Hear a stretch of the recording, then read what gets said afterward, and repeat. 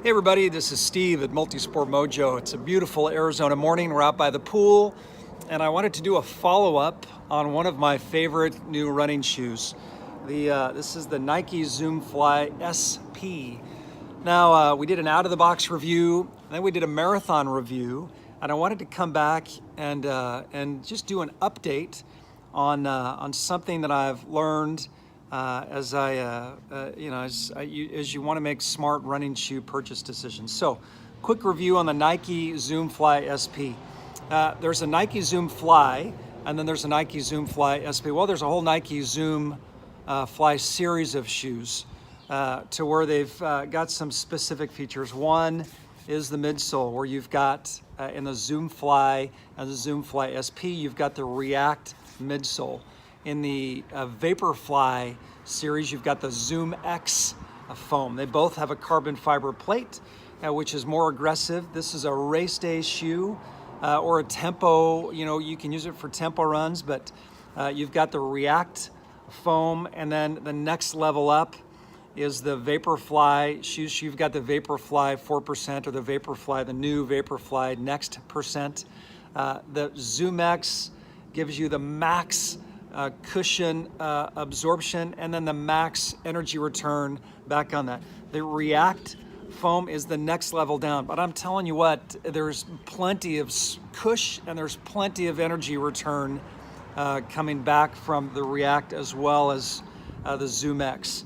The guys running, Kipchoge is running in the Zoom X. The elite guys in Boston and London are all running in the Vaporflies with the Zoom X. You and I are just fine in the Zoom Fly series shoes, either the Zoom Fly straight up or the Zoom Fly SP, which is what this is, with the React foam in the midsole and the carbon fiber plate. Plenty of bounce, plenty of cush, and plenty of energy return as you're coming up.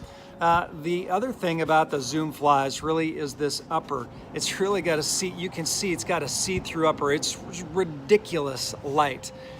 Coming off the marathon, I wore these in the last marathon I ran a couple of months ago, and really light. But what I found was that my toes, and this is, I think, typical for Nike running shoes, why many of us for a long time, until the Zooms came back out and they did a redesign after the Breaking 2, have stayed away from Nikes, is that the toe was always too narrow. And so for distance racing, your feet were always jamming into the end of Nike running shoes. They look great and you could wear them around walking, but on race day, when your toes are jamming and your toes, right, and you're splaying, there just was never enough room. So here's my one piece of advice on Nike Zoom Flies or the Nike Zoom Fly SP is I wear a 10.5 running shoe. I typically wear an 11 in a running shoe. This is an 11.5, and it still was a little tight, not tight, but it still was a little tight. So I went and picked up another pair, and this is a 12. So again, I wear a 10.5 in a regular shoe. I'd wore for a long time, bumped up to an 11 in a running shoe like an Asics Gel Kayano or a Brooks Ghost, which I ran in for a long time. Asics Gel Kayanos are just a fantastic shoe. But for race day and tempo runs, now I'm telling you, this is the shoe to get. But make sure, I bought a 12, and I've been doing road tests in the 12s versus the 11.5s now. Get the 12. So I'm a full size and a half above my normal foot, my normal shoe size, and they are perfect. This is, I'm telling you, the perfect race day running shoe. You wear it for tempo runs, you're gonna wear them and want to get used to them on tempo runs during training, but this is the perfect age grouper race day running shoe. It's a little more aggressive, but it's got plenty of cush. It used to be that race day flats were just too stiff and too aggressive for an average age grouper. And really, I'll tell you what, for elite athletes who are only going to be on their feet for a little more than 2 hours anyway, you could do that. But for the regular age grouper guys who are out there trying to do sub fours and anywhere from qualifying for Boston at that 3:15, ish, all the way up to a sub 4, You just needed a little more cushion. The Nike Zoom Fly SP is the perfect balance between between energy return, which gives you all of the aggressiveness you want, and then the super light upper. You can even see this terrific around the heel. It's like a sock. It's like a fabric, and then you've got super light. The lacing system stays taut. It's just this see-through super light upper, and you get plenty of cushion on the absorption and plenty of energy return on the back. But that word to the wise, I get a size and a half. I know that sounds crazy. Size and a half. Holy cow! They'll be like clown shoes on me. I'm telling you, they're not. And I've done the out-of-the-box test.